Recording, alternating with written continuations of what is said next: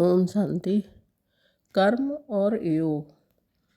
कर्मातीत अवस्था को पाने के लिए कर्म के साथ योग अति आवश्यक है। परमात्मा कहते हैं, घंटे 2 घंटे 4 घंटे का योगी नहीं, बल्कि जीवन ही योगी होनी चाहिए।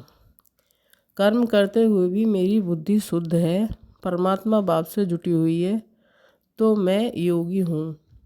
जीवन में कर्म तो करने ही हैं, किंतु कर्म बंधनों में फंस जाना कर्मातीत अवस्था बनने नहीं देता। जिन कर्म बंधनों से हम फंसे हुए हैं, उनसे फ्री होने के लिए योग के साथ साथ श्रेष्ठ कर्म भी चाहिए।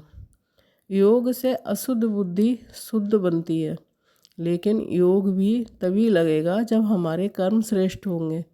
योग से पास्ट के कर्मों का हिसाब किताब भी तब चुकता होगा जब अभी के श्रेष्ठ कर्म भी साथ हों। योग हम ब्राह्मणों का एक इम्पोर्टेंट सब्जेक्ट है। चारों ओर से बुद्धि हटाकर एक परमात्मा पर एकाग्र करके योग युक्त होकर नियम प्रमाण शक्तिशाली याद में बैठना बहुत आवश्यक है। शक्तिशाली याद का चमत्कारिक प्रभाव होता है, उससे ही आत्मा के जन्म जन्मांतर के पाप धुलते हैं। लेकिन कर्म छोड़कर दिन भर योग में बैठे रहें, ये भी उचित नहीं है। कर्म करने के लिए ही आत्मा इस कर्म क्षेत्र में उतरी है, शरीर का आधार लिया है, इसलिए कर्म तो करना ही है।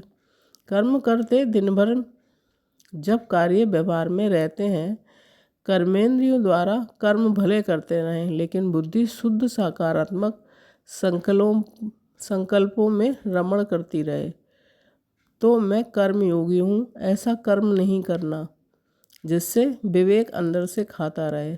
संग दोष व पुराने संस्कारों बस कोई उल्टा कर्म कर लेते हैं तो पीछे विवेक खाता है। इसलिए योगी को अपने कर्मों पर भी अटेंशन चाहिए। शुक्रिया मेरे मीठे बाबा, थैंक यू। ओम शांति।